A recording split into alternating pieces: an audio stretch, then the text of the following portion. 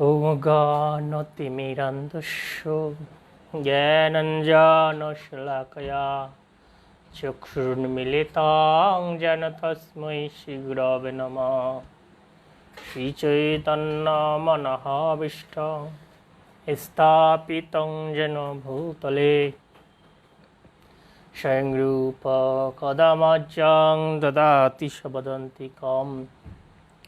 वन्देऽहं श्रीगुरो श्रीयुतपदकमलं श्रीगुरुन् वैष्णवंशो श्रीरूपं साग्रजातं सहगणरघुनाथहितं जीवं साद्वैतं सावधूतं परिजनसहितं कृष्णचैतन्यदेवं श्रीराधाकृष्णपादां सहगणललिता श्रीविशाखान्वितांशो नमो ॐ विष्णुपदाय कृष्णप्रेष्ठाय भूतले श्रीमते भक्तिवेदान्तस्वामिनिति नामिने।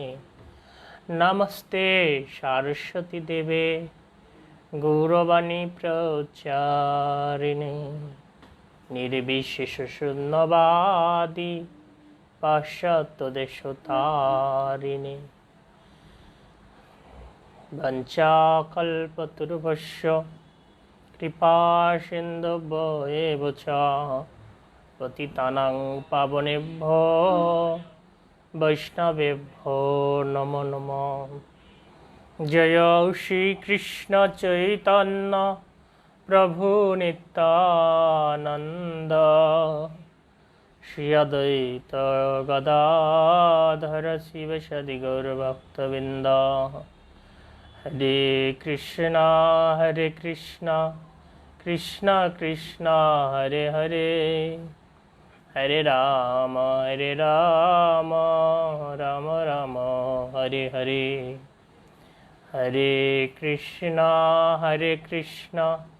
कृष्णा कृष्णा हरे हरे हरे राम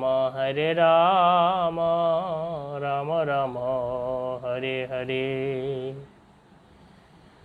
हरे कृष्णा कृष्णा कृष्णा हरे हरे हरे राम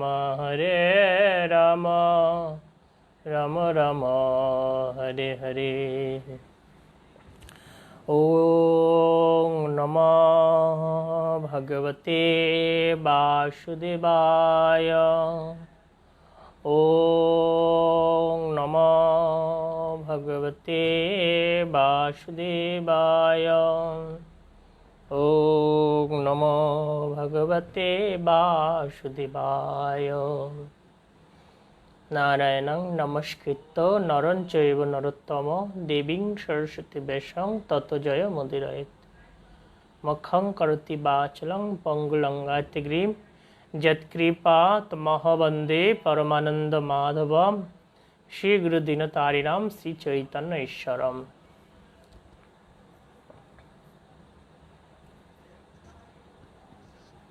हरे कृष्ण। সুধী ভক্তমণ্ডলী, আপনাদের সকলের চরণে প্রণাম নিবেদন করছি। আজ রথযাত্রার ৭ম দিবস।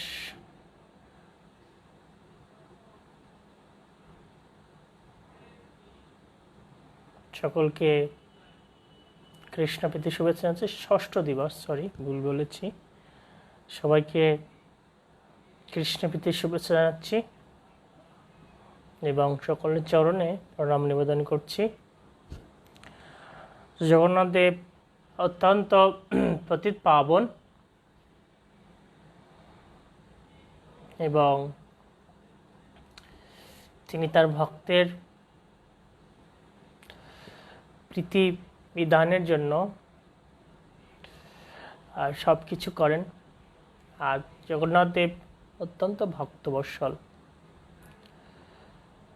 এবং তিনি ভক্তের অল্প সেবাতেই সন্তুষ্ট হন।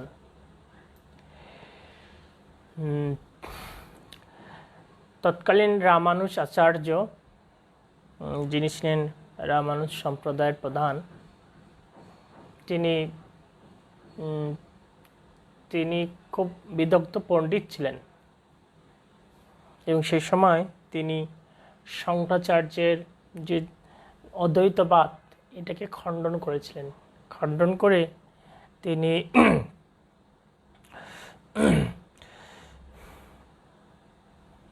তিনি সেই শুদ্ধ অদ্বৈতবাদকে প্রতিষ্ঠা করেছিলেন। আর এর ফলে তার একটা বিশেষ পরিচিত হয়েছিল এবং সকলে তাকে মান্য করতেন। তিনি একবার এসেছিলেন পুরীধামে আসলে উনি এখানে যে জগন্নাথের যে পূজা হয় পুরীতে সেটা দেখে খুব মন খারাপ করেছিলেন, খুব বিষণ্ণ হয়ে গেছিলেন যে কেমনভাবে পূজা হয়, কোনো বাস বিচার নেই, পান্ডারা যার ইচ্ছা মতো পূজা করছে এবং পান্ডাগুলোর কোনো প্রশিক্ষণ নেই, তারা জাত ব্রাহ্মণও না, তো কীভাবে সাক্ষাৎ ভগবানের পূজা হচ্ছে এটা দর্শন করে ওনার খুব কষ্ট হচ্ছিল। তো যেহেতু তিনি বিশিষ্ট ব্যক্তি ছিলেন এবং তার অনেক সুনাম ছিল জগতে, সকলে তাকে মান্য করতেন এবং বৈষ্ণব ধর্ম তিনি সেই সময়কে প্রতিষ্ঠা করেছিলেন। তো তখন সেই সময় পুরী রাজা ছিলেন চোল গঙ্গদেব। তো তার কাছে যে তিনি বললেন যে এই যে জগন্নাথের পূজা অর্চনা হচ্ছে এগুলো সঠিক না, এভাবে জগন্নাথ দেব খুশি হচ্ছেন না, বৈদিক রীতি প্রতিফলন হচ্ছে না। যখন এভাবে বললেন তখন সেই উড়িষ্যার রাজা চোল গঙ্গাদেব তিনি যেহেতু সেই রামানুজাচার্য বিশিষ্ট ব্যক্তি, তার কথাকে ফেলতে পারলেন না। তিনি ভাবলেন, মেনেই নিলেন যে হয়তো এভাবে যে পূজা হচ্ছে তাতে জগন্নাথ দেব খুশি না। তখন কি হলো, তখন রামানুজাচার্য তিনি প্রস্তাব দিলেন যে দক্ষিণ ভারত থেকে বেদজ্ঞ ব্রাহ্মণদের এনে এই জগন্নাথের পূজা করানো হবে। তো এই প্রস্তাবে রাজি হয়েছেন রাজা। যখন রাজি হয়েছেন, আর রাজার নির্দেশ অমান্য করার শক্তি কারো ছিল না। তো যারা নিয়মিত শ্রী জগন্নাথের পূজা করতেন, বিদ্যাপতি ও বিশ্বা বসুর বংশধরেরা, তো তারা যখন এভাবে শুনেছেন তখন তাদের খুব কষ্ট হচ্ছে, খুব বিরহ অনুভব হচ্ছে যে কিভাবে তাদের জীবন চলবে, কিভাবে তারা থাকবে জগন্নাথের পূজা ছাড়া। যেমন সন্ধ্যা হয়ে এলে যেমন কালো অন্ধকার নেমে আসে, ঠিক ওই দিনে সূর্য যখন অস্ত গিয়েছিল তখন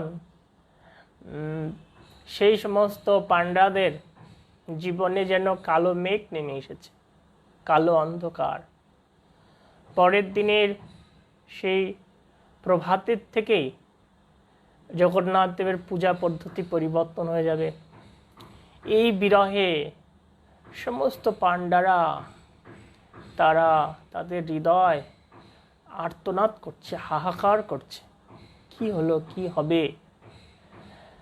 তখন জগন্নাথ দেবকে তারা স্মরণ করছেন, ডাকছেন, হে প্রভু, আপনি আমাদের প্রাণনাথ, আমরা আপনাকে আমাদের জীবনের থেকে বেশি ভালোবাসি এবং আমরা আমাদের হৃদয় থেকে আপনার ভক্তি করি, সেবা করি। আমরা হয়তো ভালো পূজা পারি না, কিন্তু আমাদের ভক্তিটা আপনার প্রতি সম্পূর্ণভাবে নিবেদিত। এবার নানাভাবে জগন্নাথ দেবের স্তব করছেন, স্তুতি করছেন যে আপনার সেবা ছাড়া হে প্রভু, হে জগন্নাথ, আমরা কিভাবে থাকবো জগতে। এভাবে খুব আর্তনাদ করছেন আর প্রার্থনা করছেন। কেননা পরের দিন সকাল থেকেই পূজা পদ্ধতি পরিবর্তন হয়ে যাবে।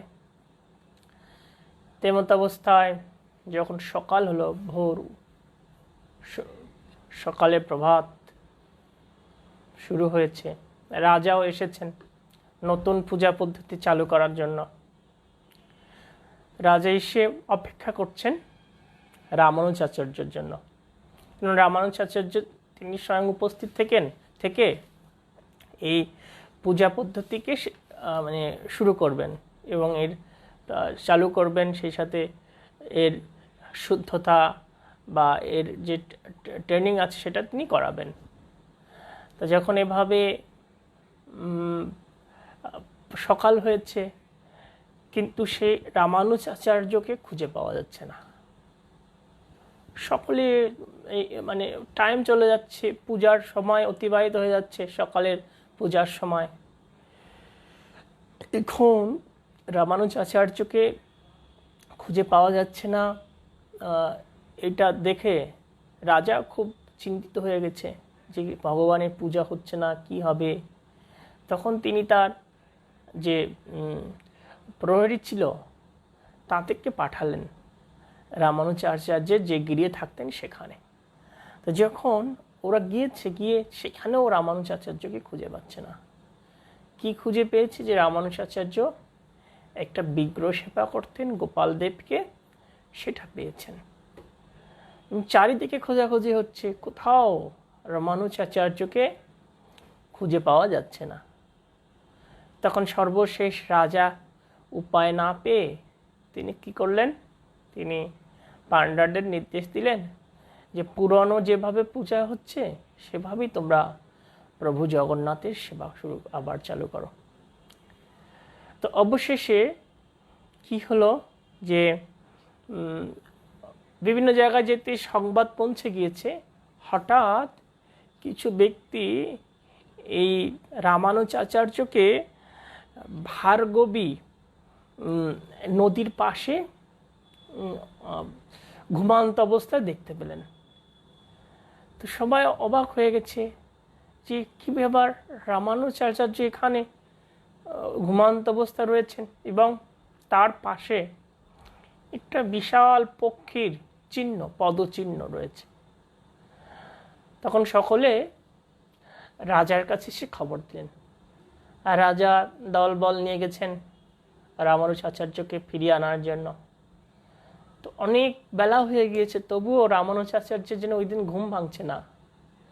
রাজা হতবাক হয়ে গেছে যে রামানুজাচার্য ব্রহ্ম মুহূর্তের পূর্বেই স্নান আদি সম্পূর্ণ করেন, আজকে তিনি কেন এভাবে ঘুমিয়ে আছেন।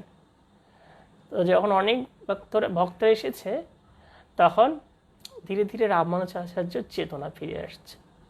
যে চেতনা ফিরে আসলে রামানুজাচার্য চেতনা ফিরেই হে প্রভু জগন্নাথ, হে প্রভু জগন্নাথ এভাবে বলছেন আর কান্না করছেন। বলছেন, হে প্রভু জগন্নাথ, আমার মতো ক্ষুদ্র ব্যক্তির পক্ষে আপনাকে বোঝা কিভাবে সম্ভব? আপনার মহিমা, আপনার লীলা উপলব্ধি করা আমার পক্ষে কি করে সম্ভব হবে? আর এভাবে আর্তনাদ করছেন। তখন রাজা জিজ্ঞাসা করছে, কি হয়েছে, আপনি কেন এখানে রয়েছেন? রামানুজাচার্য বলছেন, রাজামশাই, আমি যে জগন্নাথ দেবের এই পূজা পদ্ধতি পরিবর্তন করতে চেয়েছিলাম, তাতে জগন্নাথ দেব খুব অসন্তুষ্ট হয়েছেন। প্রকৃতপক্ষে তিনি তার সেবকদের দ্বারাই সন্তুষ্ট। আমি যেহেতু এটা করতে চেয়েছি, এজন্য জগন্নাথ দেব কি করেছেন, তার বাহন গরুদেবকে দিয়ে আমাকে এখানে ছুঁড়ে ফেলে দিয়েছে, এখানে নিক্ষেপ করেছে, আর সেই গরুর দেব আমাকে এখানে রেখে গিয়েছে। তা আমি তখন উপলব্ধি করলাম যে জগন্নাথ দেব তার ভক্তকে কত ভালোবাসে, তিনি তার কাছে সেবা গ্রহণ করতে চান, যিনি যুগ যুগ ধরে পরম্পরা ধরে এই সেবা করছে। তো রামানুজাচার্য বললেন, হে রাজামশাই, আমি ভুল করেছি। আসলে ভক্তির কাছে কোনো নিয়ম গুরুত্ব নেই। যারা ভক্তি দিয়ে ভগবানের সেবা করে, আর সেই সেবায় ভগবান গ্রহণ করেন। আর এ তো নিয়ম কানুন যখন কেউ করবে, কিন্তু সেখানে যদি ভক্তি না থাকে, তাহলে সেই যে নিবেদন বা পূজা বা সেটা ভগবান কখনো গ্রহণ করেন না। এভাবে রামানুজাচার্য তিনি অশ্রুপাত করছেন, গৃহে ফিরে এসেছেন। হঠাৎ রামানুজাচার্য দর্শন করছেন স্বয়ং জগন্নাথ তার সামনে এসে আবির্ভূত হয়েছেন। জগন্নাথ তখন তাকে বলছেন, হে রামানুজাচার্য, তুমি কষ্ট পেও না, আমি তোমার প্রতি অত্যন্ত সন্তুষ্ট, কিন্তু আমি এই পুরীধামে আমার পাণ্ডাদের সেবায় সন্তুষ্ট, আমার অন্য কোনো সেবার দরকার নেই। তো দেখুন যে ভগবান কি চায়, আমাদের হৃদয়ে ভক্তি। নিয়মের মধ্যে দিয়ে ভগবানকে পাওয়া যায় না। আমি অনেক উন্নত নিয়ম পালন করলাম, কিন্তু যদি আমার ভক্তি ভগবানের প্রতি অর্পিত না হয়, তাহলে ভগবান তাতে প্রসন্ন হন না। তাই ভক্তিটাই মুখ্য। ভক্তা মাম যাবান যশস্বী, ভক্তা মাম অভিজানতে যাবান যশস্বী তত্ত্বত। একমাত্র এই ভক্তির মাধ্যমে তত্ত্বতভাবে আমার ভক্ত আমাকে জানতে পারে। ব্রহ্মসংহিতা বলা হয়েছে যে অদ্বৈত অচ্যুত অনাদি অনন্ত রূপম আদ্যম পুরাণ পুরুষ নবজৈবনস্য বেদেষু দুর্লভ অদুর্লভ আত্মভক্তই। যে এই ভগবান বেদেষু দুর্লভ অদুর্লভ আত্মভক্তই গোবিন্দম আদি পুরুষম তমাহং ভজামি। যে ভগবান হচ্ছে অদ্বৈত অচ্যুত অনাদি রূপ, অনাদি পুরুষ, তিনি কি পুরাণ পুরুষ, তিনি নবজৈবন সম্পন্ন। তো তার বেদ পর্যন্ত অক্ষম তার মহিমা প্রকাশ করতে, কিন্তু একমাত্র ভক্তির মাধ্যমে যে ভগবানকে উপলব্ধি করা যায়, সেই গোবিন্দ আদি পুরুষকে আমি ভজনা করি। তো এই গোবিন্দ আদি পুরুষ, যেই কৃষ্ণ, সেই জগন্নাথ, সেই মহাপ্রভু, যেই গৌর, সেই কৃষ্ণ, সেই জগন্নাথ, কোনো পৃথক ভাব নেই। কৃষ্ণ তিনি তার লীলারস উপভোগ করার জন্য জগন্নাথ রূপে এই শ্রীক্ষেত্র জগন্নাথপুরীতে আবির্ভূত হয়েছেন।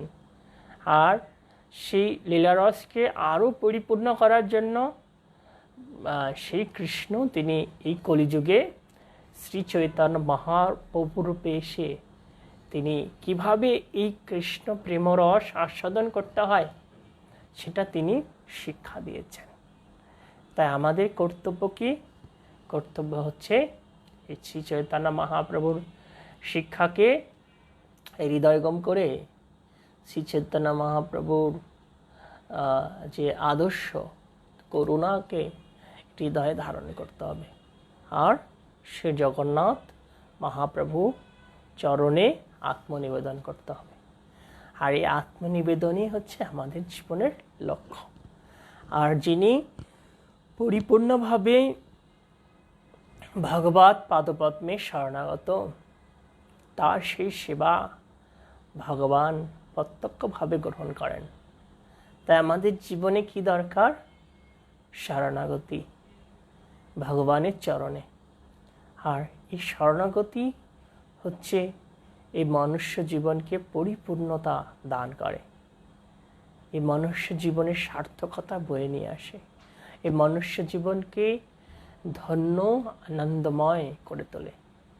আর এই শরণাগতির মাধ্যমেই গোলক বৃন্দাবন ধামে ফিরে যাওয়া যায়।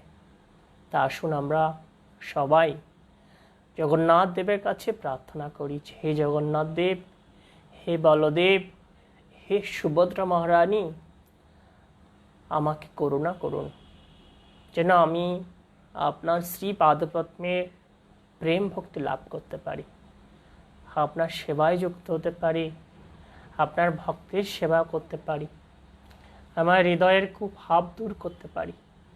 তো এভাবে আমরা আমাদের হৃদয়ের প্রার্থনা ভগবানকে নিবেদন করতে পারি। আর এই যিনি এভাবে নিয়মিত নিবেদন করবেন তার শরণাগতি বাড়বে।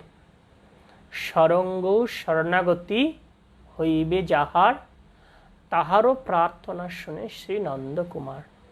এভাবে যার সরঙ্গর শরণাগতি হবে, যার শরণাগতি হবে ভগবানের চরণে, তার প্রার্থনা শ্রী নন্দকুমার শ্রীকৃষ্ণ ভগবান জগন্নাথ দেব তিনি গ্রহণ করবেন। তাই আসুন আমরা আমাদের শরণাগতিকে বৃদ্ধি করি ভগবানের পাদপদ্মে। এছাড়া আমাদের আর কোনো উপায় নেই। একটা দুর্লভ জীবন আমরা যেন এভাবে গুরু কৃষ্ণের সেবার মাধ্যমে অতিবাহিত করতে পারি। এরপরে আমরা ভাগবতম থেকে আলোচনা করব। গতকাল আমরা 27 নম্বর শ্লোক পর্যন্ত পড়েছিলাম, আজকে 28 থেকে পড়ব যতদূর পড়া যায়। এবং আমি আপনাদের কিছু মন্তব্য করতে বলেছিলাম, প্রশ্ন জিজ্ঞাসা করতে বলেছিলাম। আমি দেখছি যে কেউ তেমন মন্তব্য করেনি, 2-3 জন মন্তব্য করেছেন। তো আমার মনে হচ্ছে যে আপনারা অনেকেই এই পাঠ শুনে আপনাদের তেমন কোনো পরিবর্তন হচ্ছে না। তা মনে হয় যে কিছুদিন এই পাঠ বিশ্রাম রাখা দরকার। কারণ যেহেতু এটা কোনো কাজ হলো না, আমি কালকে জিজ্ঞাসা করছিলাম যে কারো কোনো এটা শুনে পরিবর্তন হয়েছে কি না। যেহেতু ম্যাক্সিমাম কেউ কোনো কমেন্ট করেনি, তাহলে বোঝা যাচ্ছে যে কারো তেমন পরিবর্তন হয়নি। সেই জন্য আমার মনে হয় যে কিছুদিন পাঠ বন্ধ রাখাই ভালো। আজকে আমরা কিছু সময় আলোচনা করব 28 এবং 29 শ্লোক, প্রথম স্কন্দ, দ্বিতীয় অধ্যায়। বাসুদেব পরবেদ বাসুদেব পরমখা বাসুদেব পরযোগা বাসুদেব পরক্রিয়া বাসুদেব পরম জ্ঞানম বাসুদেব পরম তপ বাসুদেব পরধর্ম বাসুদেব পরাগতি।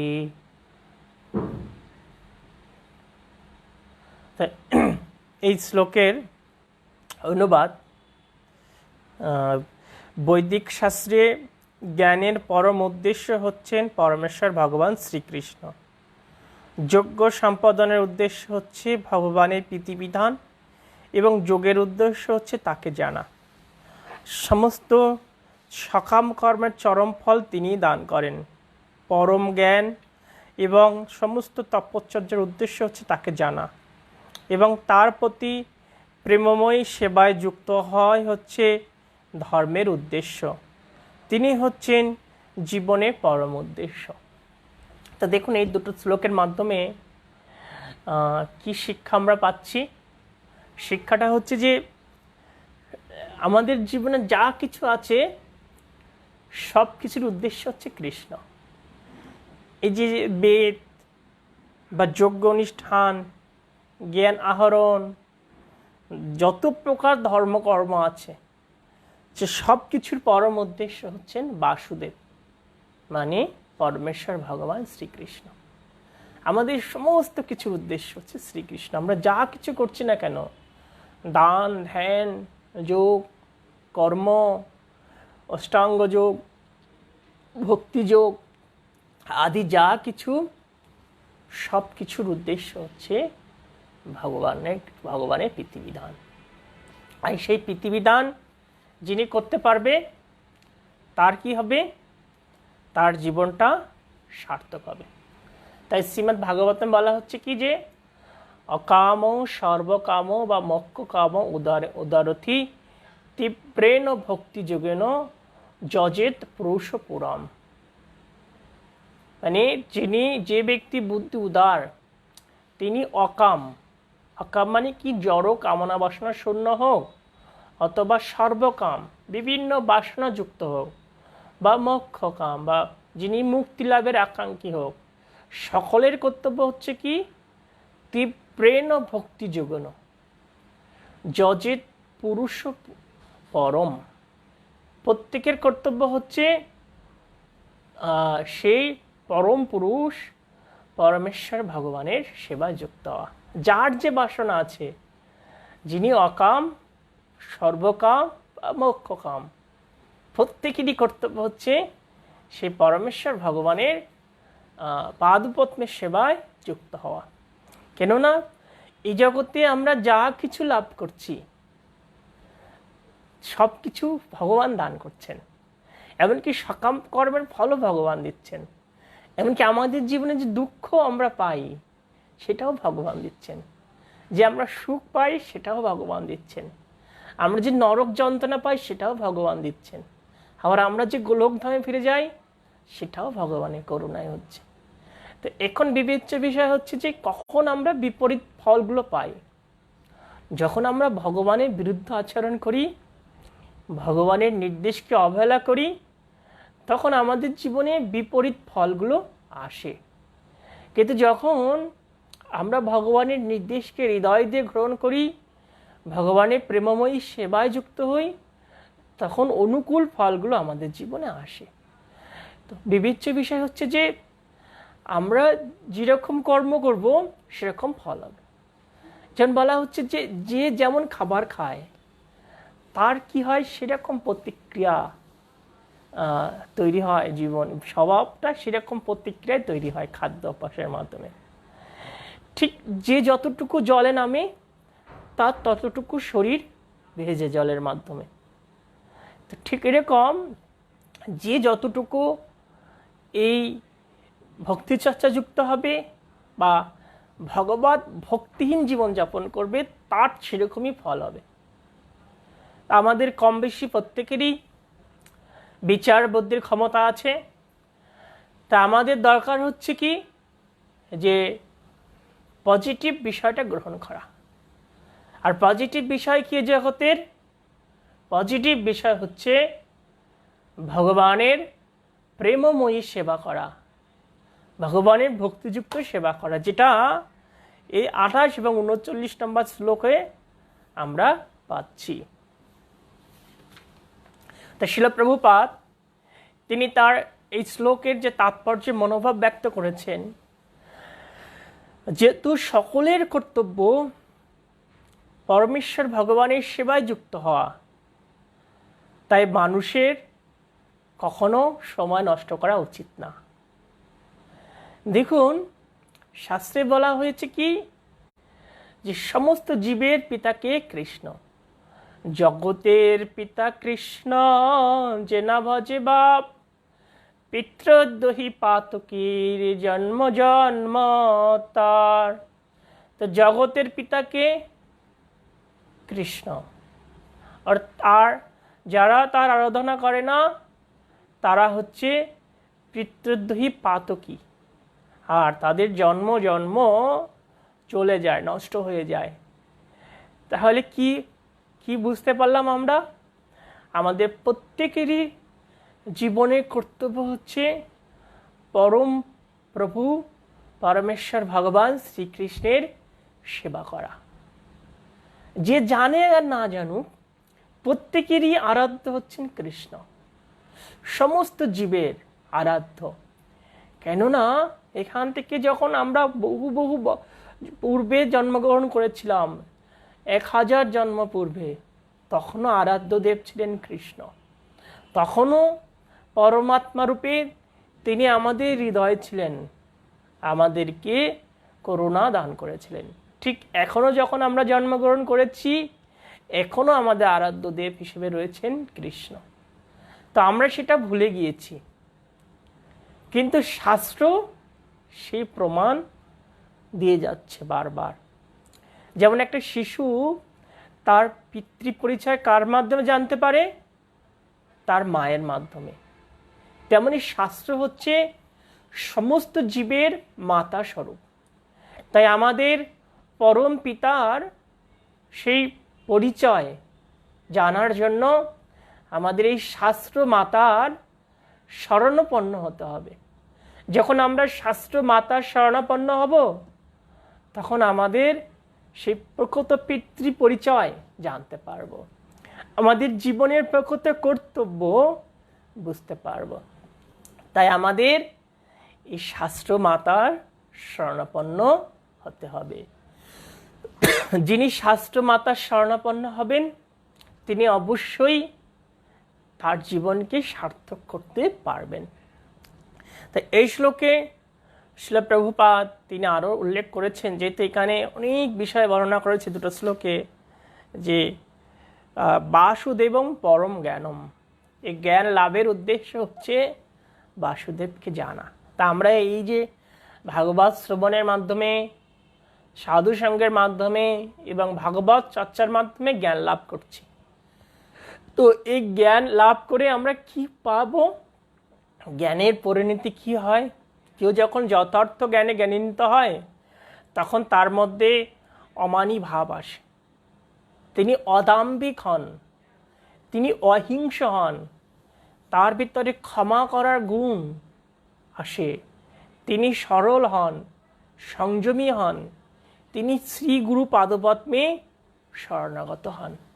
তো যখন কারো ভিতরে যথার্থ জ্ঞান আসবে, তখন এই সৎ গুণাবলীগুলো তার মধ্যে ফুটে উঠবে। দেখুন, যে সৎ গুণাবলীগুলো কথা বললাম, এগুলো মুখ্য গুণ প্রত্যেকটা মানুষের, যে অমানী হওয়া, অদাম্ভিক হওয়া, তাই না, অহিংস হওয়া, ক্ষমাশীল হওয়া, তারপরে সরল হওয়া, বিনয়ী হওয়া। তো এই গুণগুলো আসবে কখন? যখন প্রকৃত জ্ঞান কারোর ভিতরে প্রকাশিত হবে। প্রকৃত জ্ঞান কি? প্রকৃত জ্ঞান হচ্ছে আমি কৃষ্ণের নিত্যদাস, আর কৃষ্ণ হচ্ছেন আমার আরাধ্য দেব। প্রকৃত জ্ঞান কি? প্রকৃত জ্ঞান হচ্ছে ভগবানের প্রেমময়ী সেবায় যুক্ত হওয়া। প্রকৃত জ্ঞান হচ্ছে অমানী হওয়া, অহিংস হওয়া, অপরের কল্যাণার্থে নিজেকে উৎসর্গ করা। প্রকৃত জ্ঞান হচ্ছে কৃষ্ণ ভাবনাকে জগতের মাঝে প্রচার করা। এগুলো হচ্ছে প্রকৃত জ্ঞানের লক্ষণ। আর সেই জ্ঞানান্বিত হওয়ার জন্য আমাদের আন্তরিকভাবে প্রয়াস করতে হবে। যখন কেউ ঐকান্তিক নিষ্ঠা সহকারে এই জ্ঞান গ্রহণ করবে, তখন অবশ্যই তার মধ্যে এই গুণাবলীগুলোর প্রকাশ হবে। তো এখানে যে তপস্যার কথা বলা হয়েছে, সে তপস্যার উদ্দেশ্য হচ্ছে বাসুদেব। বাসুদেবের উদ্দেশ্যেই আমাদের তপস্যা করতে হবে। ঋষভদেব তিনি ছিলেন ভগবানের অবতার।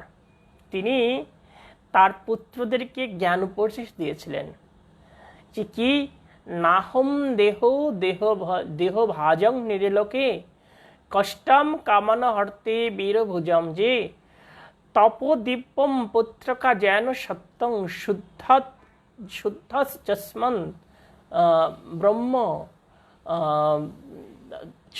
যস্মাৎ ব্রহ্ম তু অনন্তম।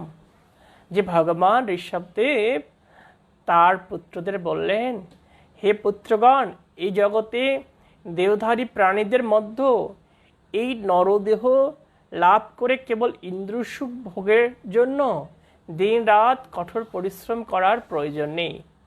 এই প্রকার ইন্দ্রসুখ বিষ্ঠাভোজী কুকুর এবং শূকরেরা লাভ করে। তাই মানুষের কি কর্তব্য? ভগবৎ সেবারূপ অপ্রাকৃত তপস্যা করাই কর্তব্য। দেখুন, যে কঠোর তপস্যা শাস্ত্রে ভগবান ঋষভদেব তিনি বলছেন কারা করে? বিষ্ঠাভোজী শূকর ও কুকুরেরাও করে। এবং এই যে ইন্দ্রসুখমূলক জীবন, এটা কারা প্রকৃত ইন্দ্রসুখ ভোগ করে? কোন প্রাণীরা? যে শূকর এবং কুকুরেরা। তাই এই ইন্দ্রসুখ ভোগের জন্য এত কঠোর পরিশ্রম করতে শাস্ত্রে নিষেধ করা হয়েছে। এই শাস্ত্রে কঠোর পরিশ্রমের উদ্দেশ্য কি? একমাত্র উদ্দেশ্য থাকা উচিত ভগবানের প্রীতিবিধান। আর কঠোর পরিশ্রমটা করা কি করতে হবে? আমাদের তপস্যা। এই যুগের প্রধান তপস্যা কি? প্রধান তপস্যা হচ্ছে 4টি পাপ কর্ম বিশেষভাবে বর্জন করা, অত্যন্ত কঠোরভাবে।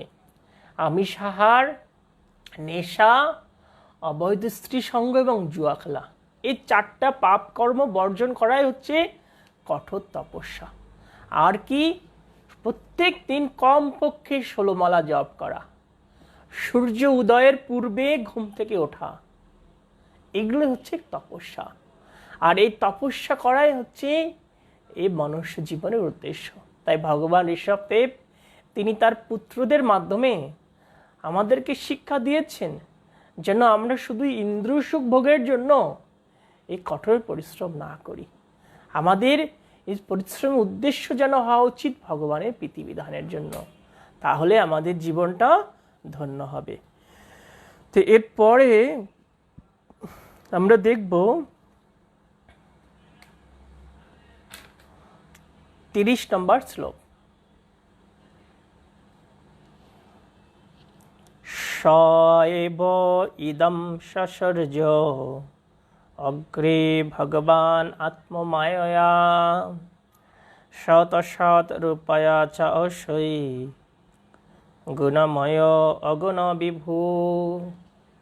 এই শ্লোকের অনুবাদ: এই পরমেশ্বর ভগবান স্বয়ং নির্গুণ হয়ে প্রথমে কার্য কারণাত্মিকা ত্রিগুণময়ী স্বীয় বহিরঙ্গ শক্তি মায়াকে নিরীক্ষণ করে এই বিশ্ব সৃষ্টি করেছিলেন। তাই এই শ্লোকে আমরা কি জানতে পারছি?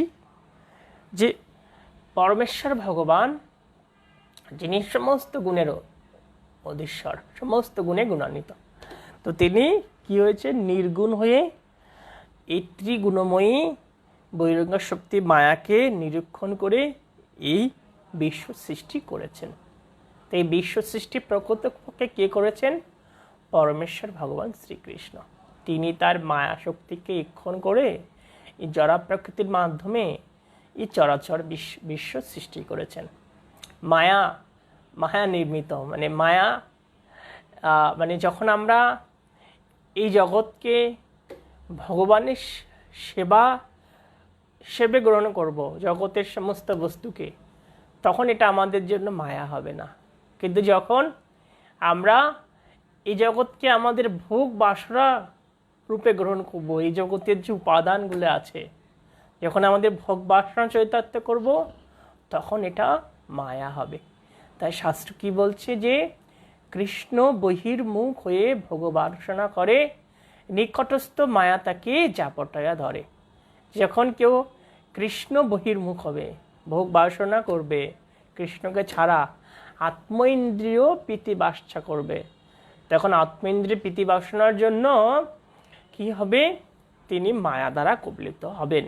কিন্তু কেউ যখন কৃষ্ণ ইন্দ্রিয় প্রীতি বাসনা করবে, কৃষ্ণের সেবার জন্য নিজেকে যুক্ত রাখবে, তখন তিনি আর মায়া দ্বারা আবদ্ধ হবেন না। এই মায়ার অনেক শক্তি, খুব শক্তিশালী মায়া। তাই ভগবান শ্রীকৃষ্ণ কি বলছেন? যে আমার এই মায়া ত্রিগুণাত্মিকা, আর তাই মায়াকে অতিক্রম করা যাবে কিভাবে? মামে বোঝে প্রপদ্যন্তে মায়া মেথাং তরন্তিতে, যে যিনি আমাতে আত্মসমর্পণ করবেন, আমাতে শরণাগত হবেন, তিনি সহজেই মায়াকে অতিক্রম করতে পারবেন।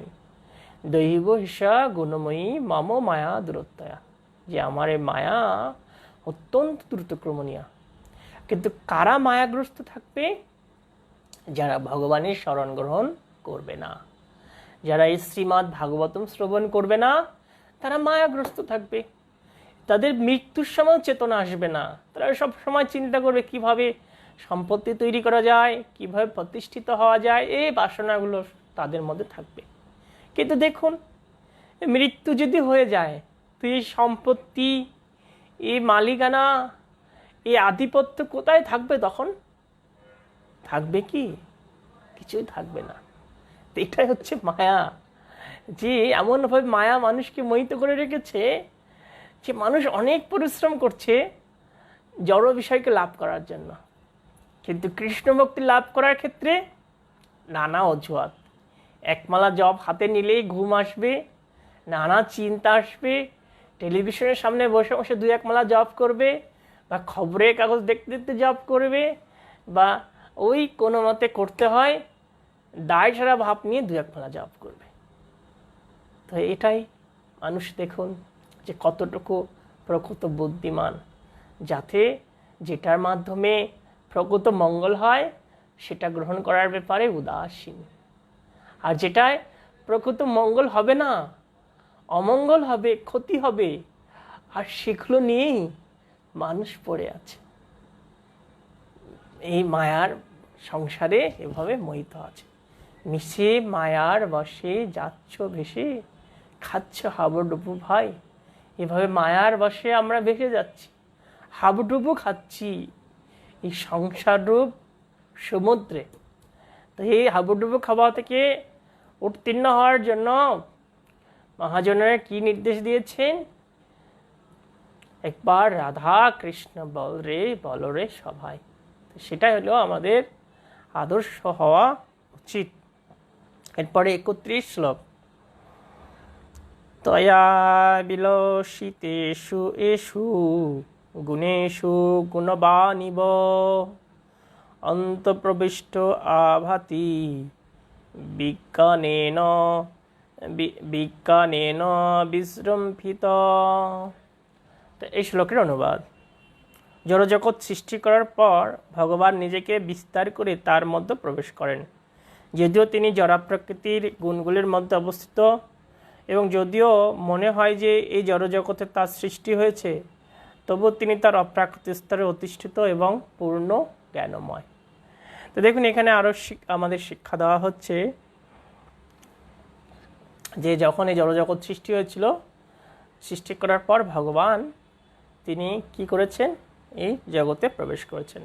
আমরা পরবর্তী অধ্যায়ে এটা আলোচনা করব কিভাবে জগৎ সৃষ্টি হয়েছে, আর বিভিন্ন অবতার সম্পর্কে তৃতীয় অধ্যায়ে আলোচনা আছে। আমরা পরের শ্লোক দেখছি, যদা হি অবহিত বহ্নি দারুষ এক সজনিষু নানেব ভাতি বিশ্বত্মা ভূতেষু চ তথা পুমান। আগুন যেমন কাঠের মধ্যে নিহত থাকে, তেমনি পরমেশ্বর ভগবানও পরমাত্মা রূপে সব কিছুর মধ্যে পরিব্যাপ্ত। যদিও তিনি অদ্বিতীয় পরম পুরুষ, তবু মনে হয় তিনি যেন নানা রূপে প্রকাশিত হয়েছেন। তো ভগবান যদিও অদ্বিতীয়, তিনি এক এবং অদ্বিতীয়, কিন্তু তবু তিনি কি করতে পারেন? নিজেকে নানা রূপে প্রকাশ করতে পারেন। সেই শক্তি ভগবানের আছে। ভগবান নিজেকে বহু রূপে বিস্তৃত করেন, নিজেকে কোটি কোটি কোটি বিস্তৃত করার শক্তি তার রয়েছে, কিন্তু নিজেকে বহু গুণে বিস্তৃত করার পরও ভগবানের স্বাতন্ত্রতা নষ্ট হয় না। ভগবান হচ্ছেন পরম পূর্ণ। তাই ঈশোপনিষদে কি বলা হয়েছে? ওং পূর্ণমিদম পূর্ণমোদম পূর্ণমোদচ্যতে পূর্ণাৎ পূর্ণমেব অবশিষ্যতে। যে ভগবান এত পরিপূর্ণ, তার থেকে যা কিছু তৈরি হোক না কেন ভগবান পূর্ণ থাকবে। যেমন একটা বিশাল মহাসাগর থেকে আপনি যতই জল নেন না কেন, মহাসাগরের গভীরতা কমবে না। ঠিক ভগবান মহাসাগরের থেকে অসীম। তো ভগবান নিজের থেকে যত কিছু সৃষ্টি করুক না কেন, যত অবতার সৃষ্টি করুক না কেন, ভগবান তিনি পরিপূর্ণ থাকেন। তো ভগবান যদিও এক এবং অদ্বিতীয় পুরুষ, কিন্তু তিনি তার লীলারসকে আস্বাদন করার জন্য নিজেকে বহু রূপে বিস্তৃত করেন। এরপর 33 শ্লোক, অশ্বৈ গুণময়ী ভাবৈভূত সূক্ষ্ম ইন্দ্রিয় আত্মভি স্বনির্মিতেষু নির্বিষ্ট ভুঙ্ক্তে ভূতেষু তৎগুণান। পরমাত্মা প্রকৃতির গুণের দ্বারা প্রভাবিত তার সৃষ্ট জীবদেহে প্রবেশ করেন এবং সূক্ষ্ম মনের দ্বারা তাদের এই সমস্ত গুণগুলির প্রতিক্রিয়া ভোগ করান। তো এই সমস্ত গুণগুলির প্রতিক্রিয়া সূক্ষ্ম মনের দ্বারা, এখানে কি বোঝানো হয়েছে? বোঝানো হয়েছে যে পরমাত্মা প্রকৃতির গুণের দ্বারা প্রভাবিত তার সৃষ্ট জীবদের দেহে প্রবেশ করেন। 3টা গুণ দ্বারা প্রকাশিত, কি? সত্য, রজ এবং তম। তো এখানে বলা হয়েছে যে যার জীবদের যার যেমন বাসনা, তিনি সেই বাসনা পরিপূর্ণ করেন। তো ভগবানের আরেক নাম হচ্ছে কি? তিনি ভাবগ্রাহী জনার্দন। তিনি ভক্তের হৃদয়ের ভাব গ্রহণ করেন। যার যেরকম ভাব তিনি তাকে সেভাবে পুরস্কৃত করেন। যে যথা মাং প্রপদ্যন্তে তানস্থৈব ভজামহম। যে যেভাবে আত্মসমর্পণ করবে তাকে আমি সেভাবেই মূল্যায়ন করি। তো এখানে শ্রীল প্রভুপাদ তিনি উপনিষদ থেকে একটা শ্লোক মানে একটা দৃষ্টান্ত দিয়েছেন যে এই পরমাত্মাটা কেমন। এই পরমাত্মাকে তুলনা করা হচ্ছে যে একই বৃক্ষের ডালে বসে থাকা দুটি পাখির সাথে। যে জীবাত্মা একটা পাখি, পরমাত্মা একটা পাখি। তো জীবাত্মা কি করছে? সবসময় ফল ভক্ষণে রত আছে, আর পরমাত্মা সেটা পর্যবেক্ষণ করছে। তা আমরা হচ্ছে জীবাত্মা, আমরা এরকম বহু বছর ধরে, বহু জন্ম ধরে এই ভোগবাসনায় লিপ্ত আছে, আর পরমাত্মা সেটা পর্যবেক্ষণ করছে। কিন্তু এই যে জীবাত্মা তার পাশে অবস্থানরত পরমাত্মাকে যদি একটু নিরীক্ষণ করে, তাহলে কিন্তু তিনি এই যে ক্লেশ ভোগ করছেন সেই ক্লেশ থেকে মুক্ত হতে পারেন। তো সেটা আমাদের শিক্ষা দেওয়া হচ্ছে যে পরমাত্মা প্রকৃতপক্ষে জীবের প্রকৃত বন্ধু। কেন প্রকৃত বন্ধু? দেখুন, আমরা যখন ঘুমিয়ে পড়ি তখনও পরমাত্মা আমাদের হৃদয়ে থাকেন। এই জগতে এমন কোন ব্যক্তি আছে যে সার্বক্ষণিক আপনার পাশে আছে, আপনার সেবা করছে, আপনাকে সহযোগিতা করছে? দেখুন, কেউ নেই। কিন্তু ভগবান আছেন, পরমাত্মা রূপে আপনার হৃদয়ে রয়েছেন, আপনাকে সঙ্গ দিচ্ছেন, সহযোগিতা করছেন। তো সেই ভগবানই হচ্ছে জীবের পরম বন্ধু, তিনি পরম সুহৃদ। কিন্তু ভগবান কখন মানে পরম বন্ধু হওয়া সত্ত্বেও কেন জীব বেপথে পরিচালিত হয়, কুপথে যায়? তার কারণ হচ্ছে ভগবান প্রত্যেকটা জীবকে ক্ষুদ্র স্বাধীনতা দিয়েছেন। তো যে যেরকম বাসনা করছে ভগবান তার সেই মনোবাসনা পূর্ণ করছে। ভগবদ গীতায় একটা শ্লোক আছে, সেখানে বলা হচ্ছে যে উপদেষ্টা অনুমন্তা চ ভর্তা ভক্তা মহেশ্বর পরমাত্মেতি চ অপযুক্ত দেহিস্মেন পুরুষ পর। যে ভগবান কি? তিনি হচ্ছেন, তিনি এই শরীরের মধ্যে তিনি থেকে উপদেষ্টা, অনুমন্তা, ভর্তা, ভক্তা, মহেশ্বর রূপে থাকেন এবং তাকে পরমাত্মা বলা হয়। তিনি উপদেষ্টা, অনুমন্তা, ভক্তা, মহেশ্বর, ভর্তা, তিনি ভক্তা, তিনি মহেশ্বর। তো ভগবান আছেন হৃদয়ে, আর সেই হৃদয়ে যিনি আছেন তাকে শাস্ত্রে কি বলা হচ্ছে? তিনি হচ্ছেন পরমাত্মা। তো এখন দেখুন, আমাদের যেরকম চেতনা থাকবে সেরকম আমরা ভগবানের কাছ থেকে রিয়াকশন পাবো। তাই শাস্ত্র আমাদের শিক্ষা দিচ্ছে, যেহেতু একই ডালে দুটো পাখি বসে থাকার সাথে তুলনা করেছে জীবাত্মা পরমাত্মাকে, তা আমরা যদি সেই পরমাত্মার দিকে একটু ফিরে তাকাই, তাহলে আমাদের শৃঙ্খলাবদ্ধ জীবনের পরিসমাপ্তি হবে। ফিরে তাকানো মানে কি?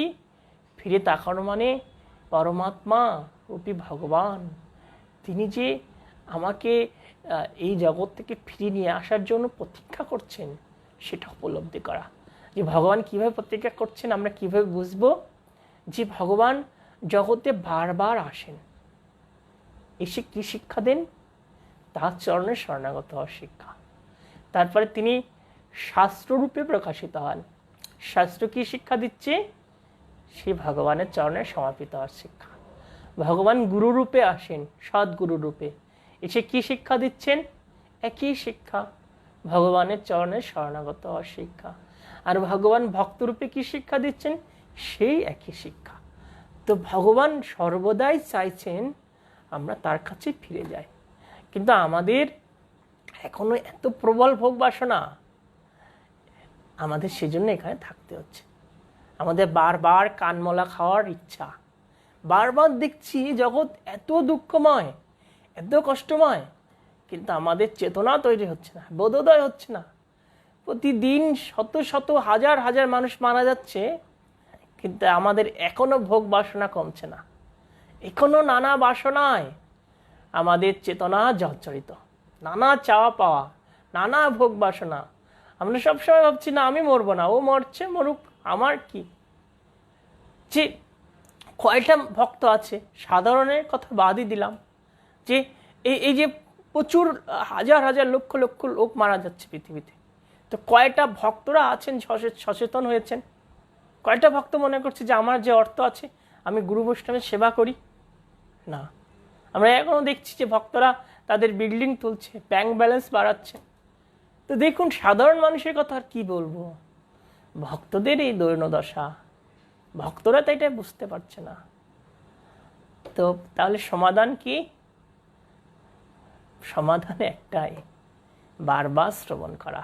আমাদের চেতনা এত কলুষিত হয়ে গেছে যে আমরা বারবার আমাদের চেতনা নিম্ন দিকে ধাপিত হচ্ছে। আর তাই এই জন্য সমাধানে একটাই উপায় হচ্ছে নিত্যং ভাগবত সেবায়া। যত আমরা শুনবো তত আমাদের চেতনা শক্তি বৃদ্ধি পাবে, তত আমাদের উপলব্ধি হবে যে হায় হায় আমি কি করছি, আমি কি করছি, কি এই জড় সম্পদের জন্য এত সময় নষ্ট করছি। এভাবে চেতনা ফিরে আসবে। আর এই চেতনা ফিরে আনার জন্য কাকে প্রচেষ্টা করতে হবে? আপনাকে। আপনার হয়তো ইচ্ছা করবে না ভাগবত শুনতে বা ভাগবত পড়তে অথবা ভাগবত ভক্ত সঙ্গ করতে, কিন্তু আপনি যদি প্রকৃতপক্ষে দুঃখ থেকে মুক্ত হতে চান তাহলে জোর করেও সেটা করতে হবে। দেখুন, অনেকের এখন ইচ্ছা করছে না এই করোনা ভাইরাসের সময় বাইরে চাকরিতে যেতে অথবা ব্যবসা করতে, কিন্তু অনিচ্ছা সত্ত্বেও অনেকে, সকলেই চাকরিতে যাচ্ছে, ব্যবসায় যুক্ত হচ্ছে। ইচ্ছা নেই তবু যাচ্ছে। এ কি শিক্ষা দিচ্ছে? কি শিক্ষা আমরা পাচ্ছি এর থেকে? যে ইচ্ছা নেই তবু যাচ্ছে কেন? যেহেতু পরিবারের ভরণ পোষণ করতে হবে। ঠিক আমাদের অনেক কিছু ইচ্ছা করে না ভক্তি জীবনে। সকালে ঘুম থেকে উঠতে ইচ্ছা করে না, বসে বসে একটানা বেশি জব করতে ইচ্ছা করে না, ভাগবত পড়তে ইচ্ছা করে না, সাধু সঙ্গ করতে ইচ্ছা করে না, ভক্তদের সেবা করতে বা দান করতে বাসনা হয় না, কিন্তু জোর করে করতে হবে ইচ্ছা না হলো। যেমন এখন সবাই অনিচ্ছা সত্ত্বে বাইরে যাচ্ছে, ঠিক অনিচ্ছা হলেও উঠতে হবে 4টার মধ্যে, জোর করতে হবে, নিজের মনের উপর জোর খাটাতে হবে, না আমি এটা করবই। তখন ধীরে ধীরে ধীরে ধীরে মন আপনার বশীভূত হবে। কিন্তু আপনি যদি জোর না করেন তাহলে মায়াদেবী আপনাকে নিয়ে ছেলে খেলা করবে, আপনাকে ছাড় দেবে না। কারণ মায়া অত্যন্ত প্রখর। সে ব্রহ্মা পর্যন্ত মায়া দ্বারা মোহিত হন, শিব পর্যন্ত মায়া দ্বারা মোহিত হন, ইন্দ্র পর্যন্ত মায়া দ্বারা মোহিত হন। আর আমাদের আর কি কথা আছে বলুন? আমরা কখন মায়া দ্বারা মোহিত হব না? যখন আমরা প্রেমময়ী সেবায় যুক্ত হব, যখন শাস্ত্রের সিদ্ধান্ত পুঙ্খানুপুঙ্খভাবে পালন করব, তখন মায়া আমাদেরকে গ্রাস করতে পারবে না। কিন্তু যখন আমরা এগুলো পালনে অবহেলা করব, ঢিলে ঢালা করব, তখন মায়াদেবী সুযোগ পেয়ে যাবে আমাদেরকে পথভ্রষ্ট করার জন্য। তো এরপরে আমরা দেখব লাস্ট শ্লোক এই অধ্যায়ের। এই দ্বিতীয় অধ্যায়ের লাস্ট শ্লোক হচ্ছে ভাবয়তি এষ সত্যেন লোকান বৈ লোকভাবন লীলা অবতার অনুরত দেবতীর্যক নরাদিষু। এভাবে সমস্ত জগতের প্রতি দেবতা মনুষ্য এবং পশু অধ্যুষিত সমস্ত গ্রহলোকগুলির প্রতিপালন করেন। বিভিন্ন অবতারে তিনি তার লীলাবিলাস করে বিশুদ্ধ সত্ত্বেও অধিষ্ঠিত জীবসমূহকে উদ্ধার করেন। তো দেখুন, এখানে লাস্ট আমরা কি পাচ্ছি? এই দ্বিতীয় অধ্যায়ের যে ভগবান, তিনি প্রত্যেকটা জীবকে প্রতিপালন করেন। যত 84 লক্ষ প্রকারের যে জীব আছে প্রত্যেককে প্রতিপালন করেন। প্রত্যেকের প্রয়োজনীয় যা কিছু আছে, অক্সিজেন আদি, তারপরে বেঁচে থাকার জন্য যে খাদ্য যা কিছু দরকার তিনি সরবরাহ করছেন। যিনি তার ভজনা করছেন অথবা নাই করুক, সবার জন্য ভগবান করুণা দান করছেন। সূর্যরূপে তিনি তেজ প্রদান করছেন, চন্দ্ররূপে জ্যোতি প্রদান করছেন, এইভাবে তিনি নানাভাবে জীবকে প্রতিপালন করছেন। কিন্তু এখানে লাস্ট সিদ্ধান্ত কি দেওয়া হয়েছে, যে বিভিন্ন অবতারে তিনি তার লীলাবিলাস করে বিশুদ্ধ সত্ত্বে অধিষ্ঠিত জীব সমূহকে উদ্ধার করেন। কাকে উদ্ধার করেন? এখানে স্পষ্ট বলা হয়েছে যে যিনি বিশুদ্ধ সত্ত্বে রয়েছেন। বিশুদ্ধ সত্ত্ব মানে কি? ব্রহ্মভূত স্তরে, মানে যে স্তরে তার কোনো চাওয়া নেই। ব্রহ্মভূত প্রশান্ত আত্মা ন শচতি ন কাঙ্ক্ষতি, যে এই স্তরে তার কোনো বাসনা নেই। একমাত্র বাসনা কি? কৃষ্ণের প্রীতিবিধান, তৎপ্রীতার্থে ভক্তি। তার প্রীতিবিধান, কার প্রীতিবিধান? ভগবানের প্রীতিবিধান। আর এই ভগবানের প্রীতিবিধানে যিনি নিয়োজিত, তিনি বিশুদ্ধ সত্ত্বে অধিষ্ঠিত। আর এই বিশুদ্ধ সত্ত্বে অধিষ্ঠিত ব্যক্তির লক্ষণ কি? তিনি তার নেই? এই জড়জগতের প্রতি কোনো মোহ নেই, তার লাভ পূজা প্রতিষ্ঠার কোনো মোহ নেই, তার স্ত্রী পুত্র পরিবার পতি পত্নী যে বন্ধন, এর প্রতি কোনো মোহ নেই। তার একমাত্র মোহ কি? কিভাবে কৃষ্ণের সেবা করবে, কিভাবে কৃষ্ণের মহিমা প্রচার করবে। এটা হচ্ছে বিশুদ্ধ সত্যস্তরে অধিষ্ঠিত ব্যক্তির লক্ষণ।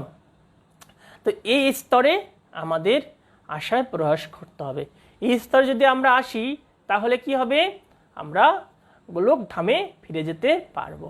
আর এই স্তরে যিনি আসবে তাকে ভগবান নিজে এসে গোলক ধামে ফিরিয়ে নিয়ে যাবেন, যেটা আমরা এই শ্লোকের মাধ্যমে জানতে পারছি।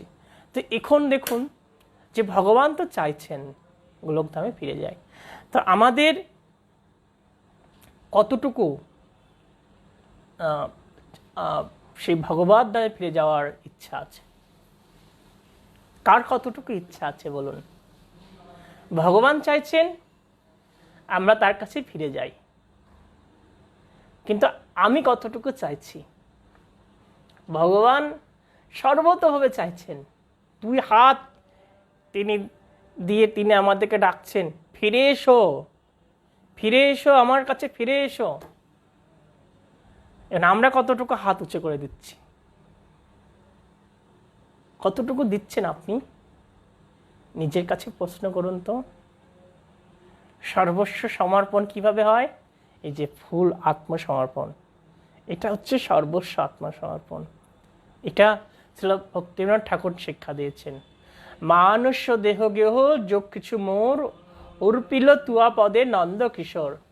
হে নন্দকিশোর ভগবান, আমার মন, দেহ এবং দেহ সম্পর্কিত যা কিছু আছে আমি তোমাকে অর্পণ করছি। তো আমি জানি না কে কতটুকু নিজেকে অর্পণ করছেন। এটা বোঝা যায় কখন? যে আমি কতটুকু ভগবানকে অর্পণ করেছি। যেমন আপনি যেমন বাইরে কোথাও যান, বিশেষ করে মন্দিরে, তখন আপনার কতটুকু গৃহের কথা মনে পড়ে। আমি দেখি যে মন্দিরে যারা আসে দূর দূরান্ত থেকে, তারা সবসময় এই একটু প্রসাদ পাওয়া হয়ে গেলেই কীভাবে চলে যাবে সেই প্রচেষ্টা মন্দির ছেড়ে। বা কেউ যদি ধামে যায়, আমার খুব মনে আছে আমি 2019 সালে বৃন্দাবন পরিক্রমা করেছিলাম, 2018 সালে, হ্যাঁ 18 সালে। তো তখন দেখছিলাম যে যেদিন পরিক্রমা শেষ তার আগের দিন থেকে, তার কয়েকদিন আগের দিন থেকেই সবাই পরিকল্পনা করছে কিভাবে যাব, বুঝতে পারছেন? তারপরে আমার সাথে কয়েকজন ভক্ত আমি নিয়ে গেছিলাম, তো তাদের টিকিট হচ্ছে না, তারা আমার সাথে দুর্ব্যবহার করছে। আর তখন আমি বাধ্য হয়ে ভগবানের কাছে প্রার্থনা করছি। মানুষ ভগবানের কাছে কি প্রার্থনা করে? হে ভগবান, আমি যেন তোমার এই ধামে থাকতে পারি। আর আমি তখন রাধারানীর কাছে প্রার্থনা করছি, মাধবের কাছে প্রার্থনা করছি, রাধা মাধব করুণা করে আমাদের এখান থেকে যাওয়ার ব্যবস্থা করে দাও।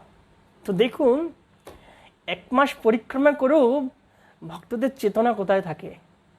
যে ভক্তরা আমাকে বাধ্য করছে, আমাকে অপমান করছে যে আপনি আমাদের টিকিটে কেন ব্যবস্থা করে দিলেন না, আপনি মানে এটা সেটা নানাভাবেই করছে। আসলে টিকিট তো কারো হাতে নয়। তো দেখুন যে কি শিক্ষা এখান থেকে উপলব্ধি হচ্ছে। উপলব্ধি হচ্ছে এটাই যে আমাদের এই জড়জগৎ ভোগ করার প্রবল বাসনা। আর কিসের বাসনা? নিজের গৃহের প্রতি, নিজের আত্মীয় স্বজনের প্রতি প্রবল বাসনা। এটাই হচ্ছে দেহত্তিকা বোধ। তো এই দেহত্তিকা বোধকে ছিন্ন করতে হবে। ছিন্ন করার উপায় হচ্ছে কি? উপায় হচ্ছে সেবা করা। কায় মনোবাক্যে সেবা করতে হবে, আর বেশি বেশি করে দান করতে হবে। যত দান করবেন তত দেহত্তিকা বোধ কমবে, যত সেবা করবেন তত দেহত্তিকা বোধ কমবে। তাই সেটা করুন, নিয়মিত ভাগবত শ্রবণ করুন, এই প্রার্থনা করছি সকলের কাছে। তো আপনারা আশীর্বাদ করবেন। বেশ কিছুদিন একটানা প্রবচন দিলাম, তো আমি দেখলাম যে অনেকে কমেন্ট করিনি। আমি জিজ্ঞাসা করেছিলাম যে কার কী অনুভূতি হয়েছে পাঠ শুনে। তা আমার মনে হচ্ছে কারো তেমন পরিবর্তন হয়নি। সেই জন্য ভাবছি যে কিছুদিন পাঠ বন্ধ থাকবে, যেহেতু এই সময়টা আপনাদের নষ্ট করে লাভ নেই। হয়তো অনেকে আমাকে ভালোবাসেন বিধায় বাধ্য হয়ে পাঠ শুনছেন প্রতিদিন, কিন্তু যেহেতু আপনাদের কোনো পরিবর্তন আসেনি বোঝা যাচ্ছে, সেটা আমার মনে হয় যে কিছুদিন পাঠ বিশ্রাম রাখা উচিত। তো হরে কৃষ্ণ, সবার মঙ্গল প্রার্থনা করছি। শিল প্রভুপাদ কি জয়, সমবেত ভক্তমণ্ডলী কি জয়, নিতাই গৌরবতী প্রেমানন্দে, হরি হরি বল।